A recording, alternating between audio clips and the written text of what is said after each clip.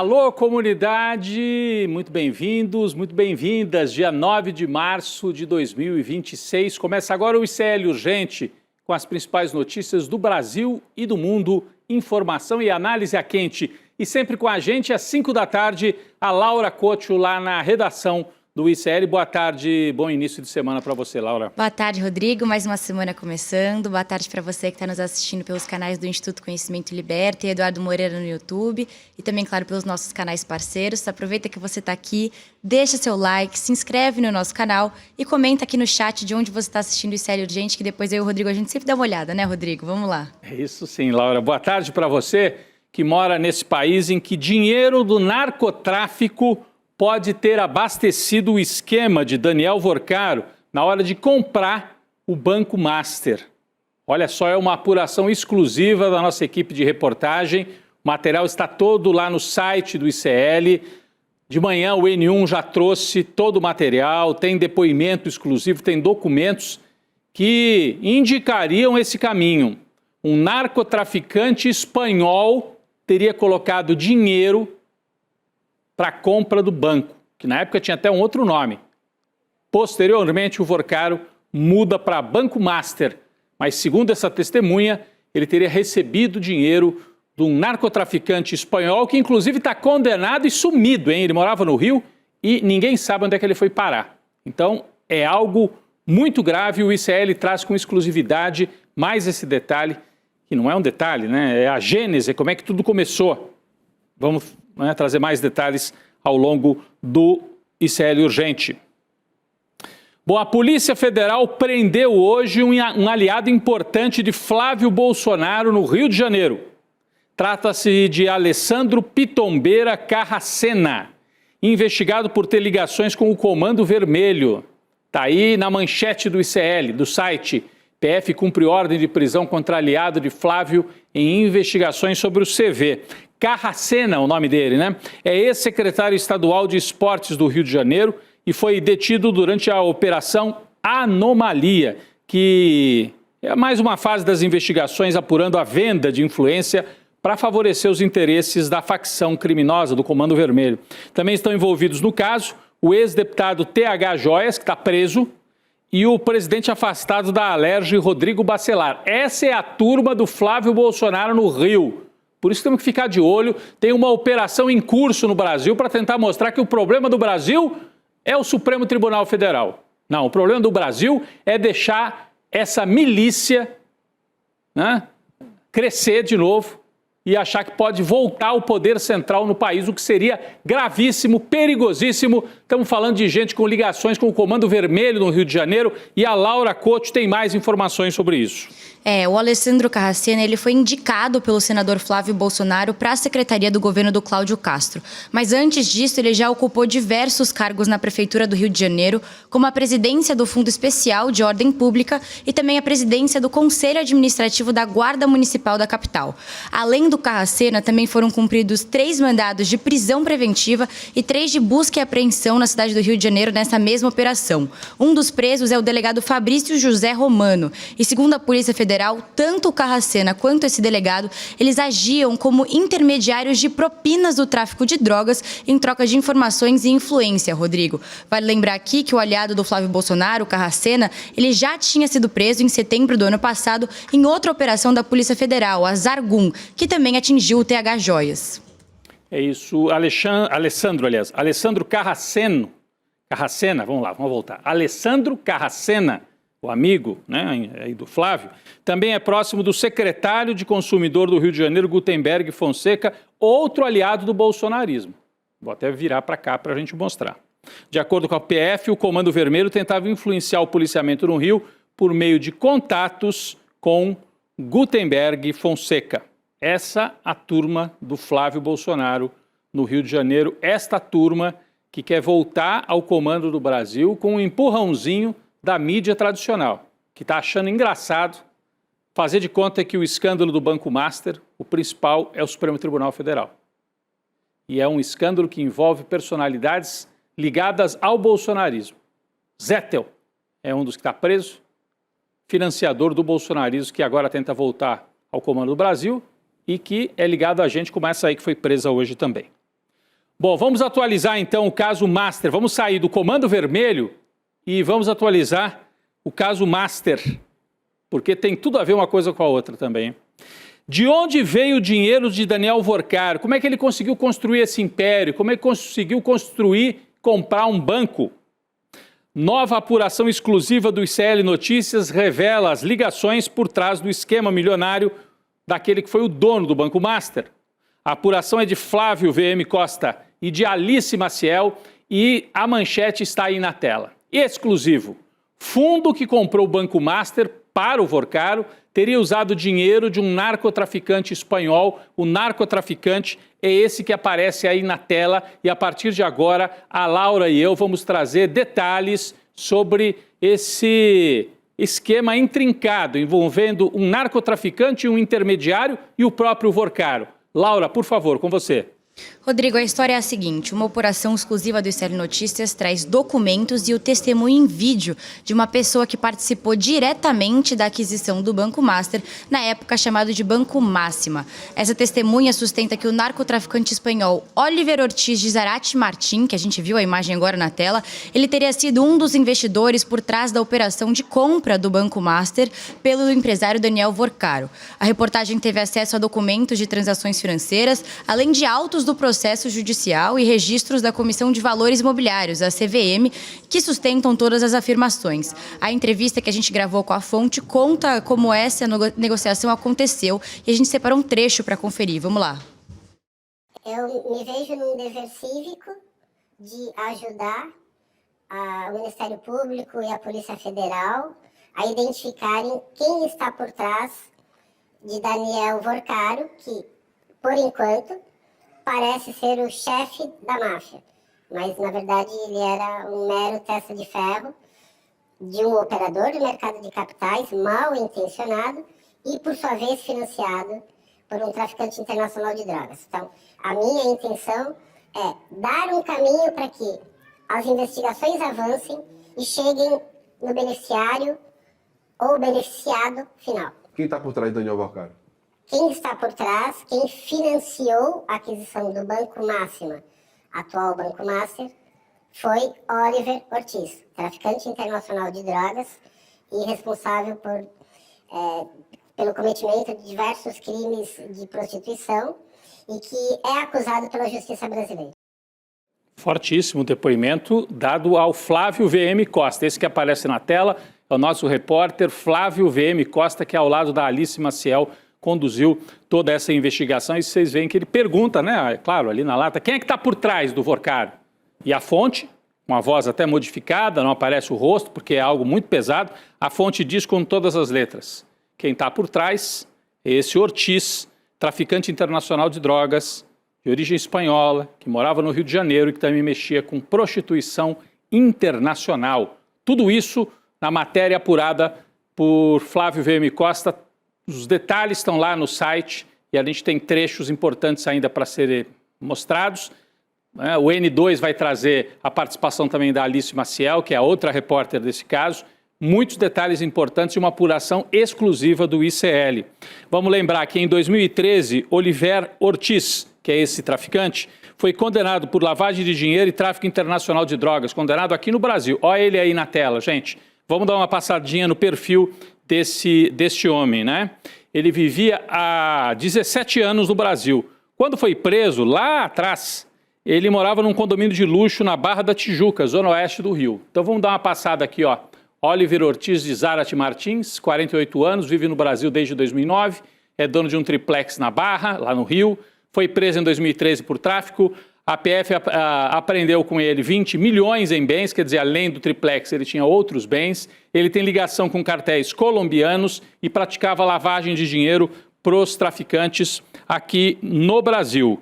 Olha, no ano passado, a Polícia Federal notificou o criminoso de que ele seria expulso do Brasil assim que cumprisse a pena definida pela Justiça brasileira. Acontece que ele foi condenado, ele chegou a cumprir, a estar preso durante um curto período, conseguiu o habeas corpus, depois foi condenado à revelia e sumiu, desapareceu. Oliver Ortiz está sumido no mapa, não está cumprindo a pena a que foi condenado aqui no Brasil. Ninguém sabe onde ele está. O traficante foi preso, mas conseguiu habeas corpus. Bom, de acordo com a fonte, conseguiu habeas corpus antes da condenação, tá, gente? Naquela fase inicial.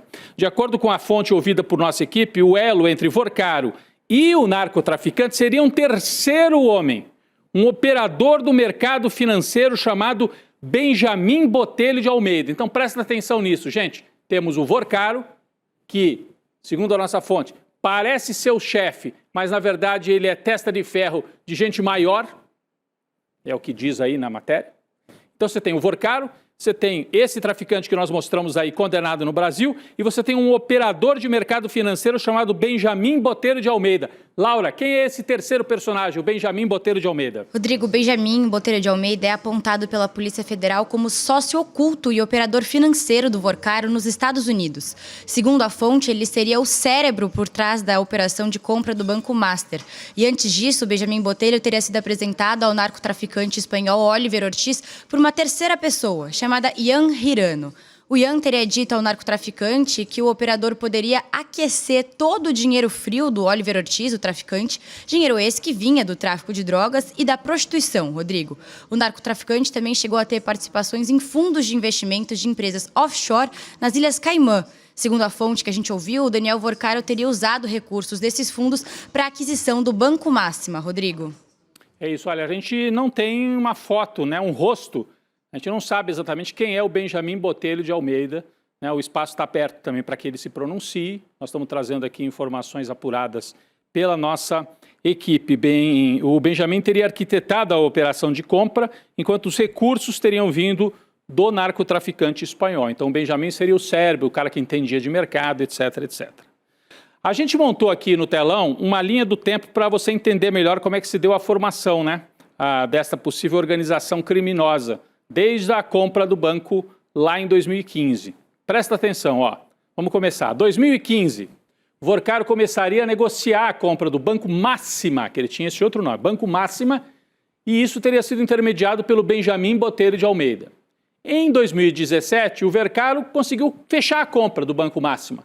Os fundos teriam dinheiro, né, os fundos que aportaram recursos, teriam dinheiro vindos do traficante Oliver Ortiz. Em 2019, o Banco Central autorizou a transferência do controle do Banco Máxima para o Vorcaro.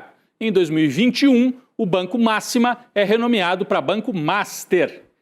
Em 2024, o Banco Central dá 6 meses para o Master colocar as contas em ordem, porque eles estavam operando com aqueles CDBs ultra alavancados e tal.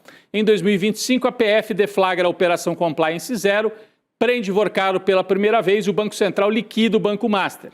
Em 2026, Vorcaro é preso pela segunda vez. Entre os motivos, organização criminosa e lavagem de dinheiro. Quando a gente observa a entrada desse nome de traficante aqui no meio, a gente consegue entender melhor aquele diálogo de baixo nível, né, de gente mafiosa mesmo, falando em quebrar os dentes de jornalista, xingando as pessoas, dizendo que tinha que dar uma surra para assustar. Então era um esquema mafioso, é o que está lá nos diálogos. Era um esquema de narcotráfico? É o que está aqui no depoimento dessa testemunha de hoje. A gente vai ajudando você a ligar esses pontos e a fechar esse quebra-cabeça do Banco Master e depois tem que chegar também nos nomes da política que ajudaram a operar o Master. Muita gente aí de União Brasil, né? Está citado o nome de Ciro Nogueira, está citado o nome do próprio Rueda, né? Que é também do União Brasil, Ciro Nogueira do Progressistas. Bom, essas são as informações que a gente conseguiu apurar até agora. Tudo isso parece ser a ponta do iceberg. Se você quiser conferir todos os detalhes da apuração, é só acessar a matéria no nosso portal. Está tudo aqui debaixo desta manchete, fotografia, quadros, informações, tudo que você quiser saber sobre esta ponta que nós puxamos aí lá do começo da criação do Banco Master. Importantíssima apuração. A defesa de Daniel Vorcaro protocolou hoje uma petição reclamando das regras para a visita dos advogados lá no Presídio Federal, onde ele está, no Distrito Federal, né, em Brasília. Os advogados de Vorcaro alegam que a unidade prisional não permite uma visita, imediata. Você tem que marcar com antecedência, né? Tem que fazer o agendamento, como é próprio nesse tipo de presídio de segurança máxima. Segundo a defesa do Vorcaro, a penitenciária teria informado que os encontros seriam monitorados por áudio e vídeo, né? Praxe nos presídios federais também. E que os advogados não poderiam entrar com papéis. É outra regra que vale para todo mundo. Com essas regras, a defesa vai pedir a transferência do banqueiro para outra unidade prisional lá em Brasília. Eles querem mais liberdade para poder transitar, conversar, etc., e ajeitar esta defesa do Daniel Vorcaro. Estão reclamando. Laura, parece que ainda vem muito mais pela frente nesse caso. Conta pra gente o que pode vir aí. Sim, Rodrigo, olha só, a Polícia Federal apreendeu mais 3 celulares com o banqueiro Daniel Vorcaro no momento da prisão dele em São Paulo na quarta passada, dia 4. Com isso, os investigadores do caso passam a ter 8 celulares do Vorcaro para análise. É muita coisa. E o chocante até agora é que tudo que foi revelado nas investigações diz respeito a apenas um desses aparelhos. E só uma parte do conteúdo foi analisado. E contando os outros alvos das demais fases da investigação, há mais de 100 aparelhos sob custódia da Polícia Federal para perícia, Rodrigo. E segundo um auxiliar do ministro André Mendonça, que é o relator do caso, foi revelado só uma gota do oceano de tudo isso. Uma gota do oceano. Está faltando, por exemplo, para a gente entender o papel do Roberto Campos Neto, ex-presidente do Banco Central, para aprovar a existência do Banco Master. Por que o Roberto Campos Neto não está nas manchetes? Por quê? A gente tem que entender isso melhor. As ligações políticas. Quem é que ajudou? Por que o Ciro Nogueira tentou aprovar uma emenda lá numa votação no Congresso que o Vorcaro comemorou, que ia ajudar demais o Banco Master? O Ciro Nogueira tinha alguma ligação orgânica com o banco? Qual era a participação do Ciro Nogueira, da direita bolsonarista, do Roberto Campos Neto nisso tudo? Os celulares podem trazer estas informações. É tudo muito importante. Bom, em nota, né? Opa, deixa eu voltar aqui porque andou aqui o meu roteiro aqui do programa. Bom, em nota publicada hoje, o ministro Alexandre de Moraes negou que tenha frequentado a mansão do dono do Banco Master em Trancoso, na Bahia. Essa informação foi trazida no fim de semana pelo jornalista Lauro Jardim, do Globo. Trouxe assim como se fosse verdade absoluta. Alexandre de Moraes conheceu a casa do Vorcaro na Bahia. Tem foto, tem registro de entrada, tem o depoimento de alguém? Não. É uma informação de segunda mão que o Lauro Jardim, do Globo, trouxe. Parece que a Globo escolheu assim, vamos transformar Alexandre de Moraes no alvo principal desta operação. Vamos deixar de lado Campos Neto, vamos deixar de lado a direita, o Bolsonaro, o Zettel, que doou dinheiro para o Tarcísio, esses aí desaparecem. Vamos colocar só o Alexandre de Moraes como alvo. Ele tem que ser cobrado? Tem. Mas com informação desse tipo, olha só o que disse o Alexandre de Moraes. A nota dele respondendo à nota do Globo. O gabinete do ministro informa que é integralmente falsa a afirmação publicada pelo blog de Lauro Jardim no portal o Globo, de que o ministro tenha frequentado a casa de Vorcaro em Trancoso. O ministro jamais realizou qualquer viagem particular com Daniel Vorcaro para qualquer destino, está dizendo de maneira bem afirmativa. Tem mais um trecho. O ministro reitera que nunca esteve na propriedade citada, sendo improcedentes as tentativas de vincular sua agenda pessoal ou profissional a tais encontros. Lamenta-se a publicação de informações baseadas em premissas fáticas inexistentes, sem a devida verificação da realidade dos fatos. Pessoal, a gente tem muito motivo para desconfiar da Globo sempre que chega a véspera de eleição. Ah, mas é apuração, é jornalismo. Bom, a Globo já aprontou demais em véspera de eleição. E parece que está numa operação de novo. Vamos acompanhar. A gente tem, infelizmente, motivo para desconfiar. Muitos casos que vêm de um passado distante, desde o debate do Collor contra o Lula, até casos mais recentes. Não só a Globo. A Folha de São Paulo também, né? Sempre alinhadas com as candidaturas da direita. E nesse momento parece que a linha é: vamos enfraquecer o Alexandre de Moraes, porque isso ajuda a fortalecer o Flávio Bolsonaro. É a leitura que eu faço. E é uma leitura possível pela história golpista da Globo. Vamos seguir acompanhando aqui os fatos, não vamos brigar com os fatos, mas também não vamos ser ingênuos. Tem uma operação em curso, uma operação informativa, de misturar informação verdadeira com informação falsa, tentando criar um clima assim de caos, de bandalheira geral. E nesse clima quem é que prospera? A direita. E o Flávio Bolsonaro vem fazer discurso de moralismo, ele que é o homem da rachadinha, da casa de chocolate e da mansão em Brasília, não tem moral para isso, mas que a mídia está dando um empurrãozinho, tá. Bom, a Viviane Barsi de Moraes, esposa do ministro do Supremo, também se pronunciou sobre o caso Master. O nome de Viviane está circulando desde o ano passado, porque foi revelado que ela era advogada do banco. E aí o ministro tem que ser cobrado mesmo. Como é que é isso? A sua esposa é advogada? Como é que fica a sua posição em relação a esse caso, né? Em nota, Viviane afirmou que não recebeu mensagens de Daniel Alvorcaro registradas no bloco de notas do celular do banqueiro.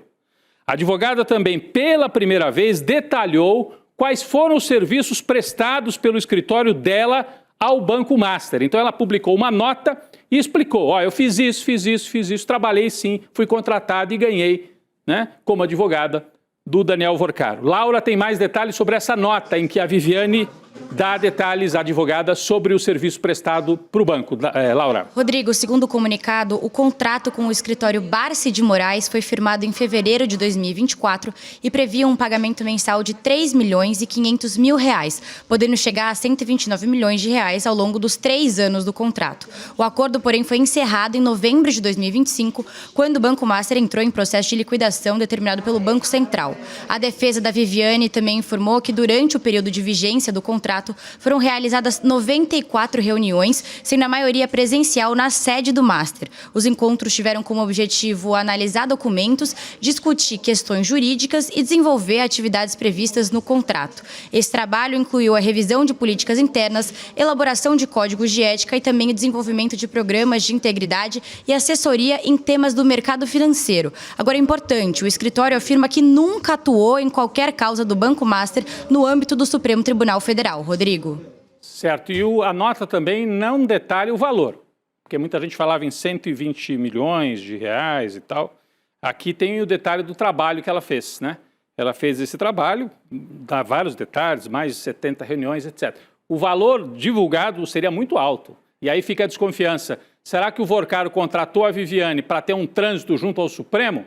É uma pergunta cabível e uma cobrança que deve ser feita a Alexandre de Moraes.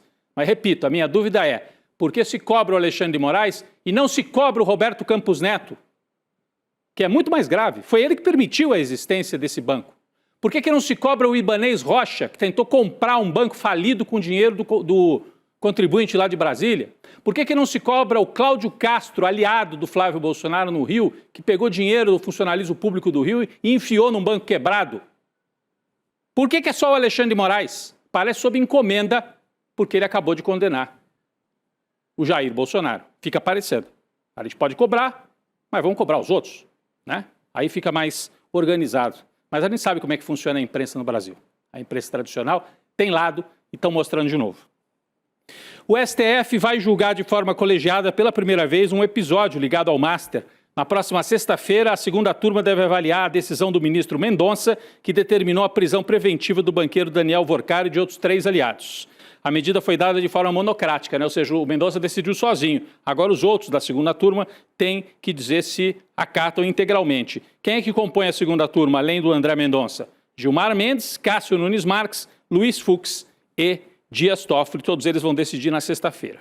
Importante, assim, novidade aqui do mundo da política, né? Bom, tudo isso é política, né? Tudo isso, mas no mundo da política mais eleitoral.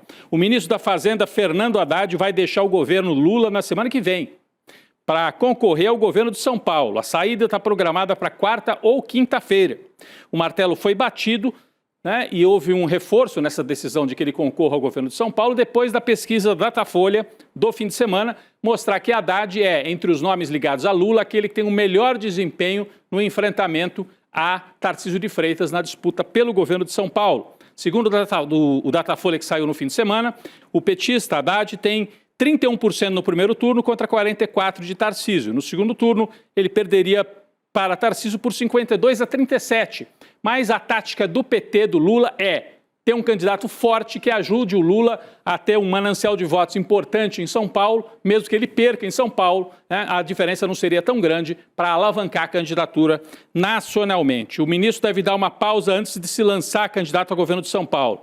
Devem ser confirmadas também na chapa do Haddad Marina Silva e Simone Tebet, talvez as duas para o Senado, ou uma delas como vice do Haddad e a outra concorrendo para o Senado pelo estado de São Paulo.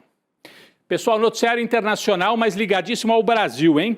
Nosso país entrou em alerta pode virar alvo da fúria armamentista de Donald Trump. As equipes técnicas do governo dos Estados Unidos concluíram os trabalhos para designar os grupos criminosos PCC e Comando Vermelho como organizações terroristas estrangeiras.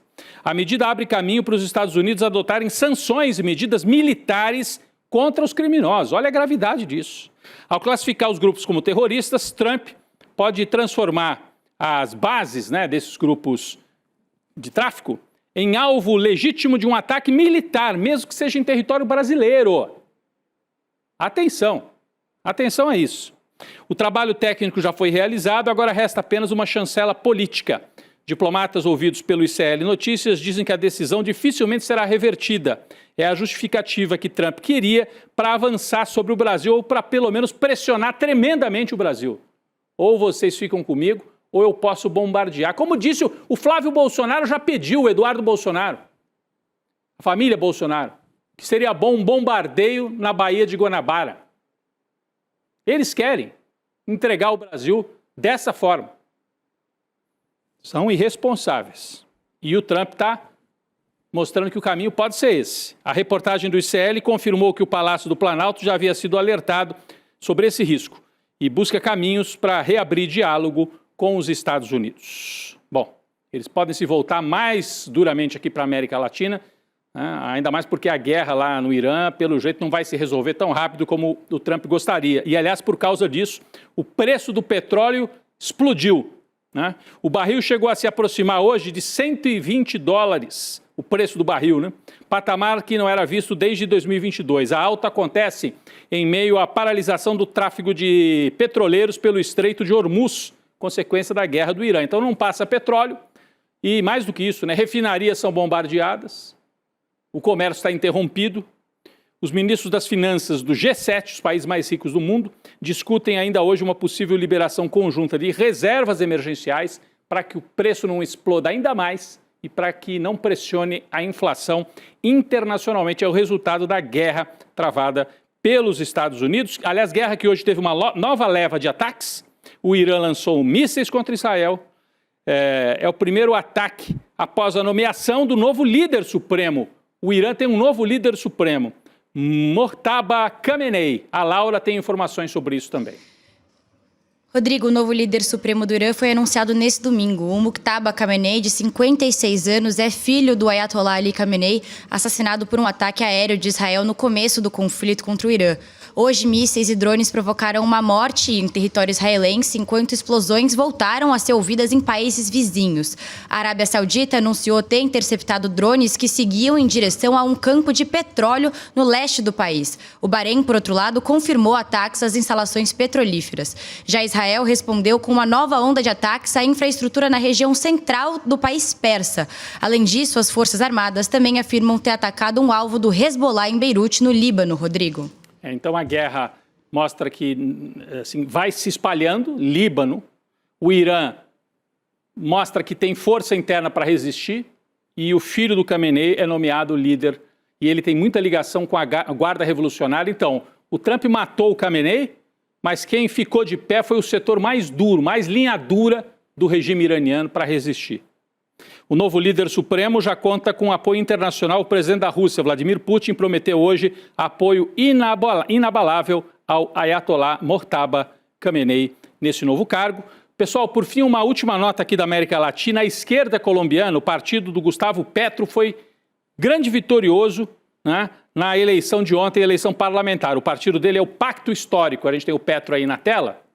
O primeiro presidente de esquerda na história da Colômbia, está terminando o mandato. O partido dele ganhou as eleições parlamentares.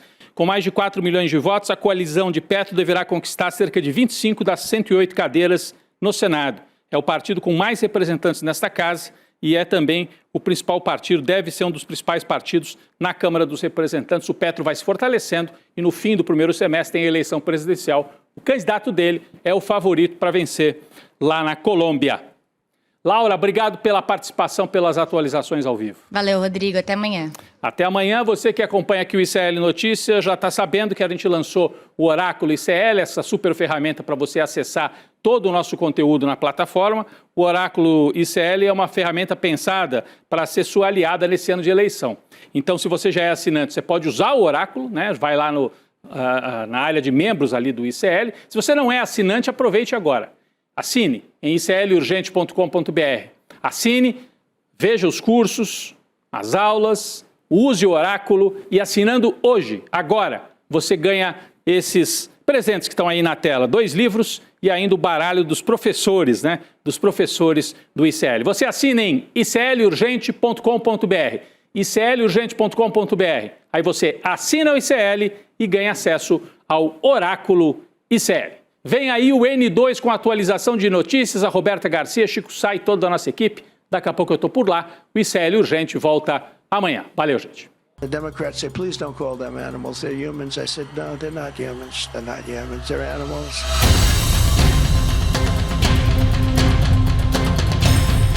They're eating the dogs, the people that came in. They're eating the cats. They're eating the pets of the people that live there. Past, most of the people in this room voted for a wall. I will get it built.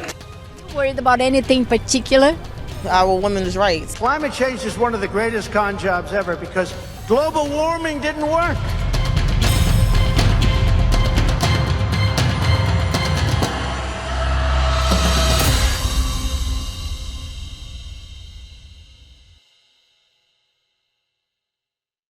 O ICL completou 5 anos levando informação de qualidade, reflexão e conhecimento que transformam vidas. E essa história não é feita sozinha. Ela é construída junto com nossos parceiros de todo o Brasil. Cultural FM Torres de ICL. Com você, onde você estiver. Passando para agradecer a grande parceria que temos com o Instituto Conhecimento Liberta. Obrigado pela parceria que realmente liberta. A nossa parceria aqui em retransmitir o conteúdo do N1 foi um golaço, gol de letra, que venham muitos anos para nós. Um forte abraço a todos. Salve, camaradas do ICL! Vamos crescendo juntos aí nessa grande parceria e esperamos que venham mais muitos e muitos anos pela frente. Conhecimento liberta, e é por isso que nós temos essa parceria, para expandir esse conhecimento. E nós estamos juntos nesse processo e nessa... São vozes unidas em uma rede que cresce a cada dia, levando informação livre e independente para milhões de brasileiros. E você, que tem um canal no YouTube ou uma emissora de TV, pode se juntar a nós. Retransmita o sinal do ICL e leve transformação para a sua audiência. ICL, 5 anos de informação que liberta. E juntos, vamos muito mais longe.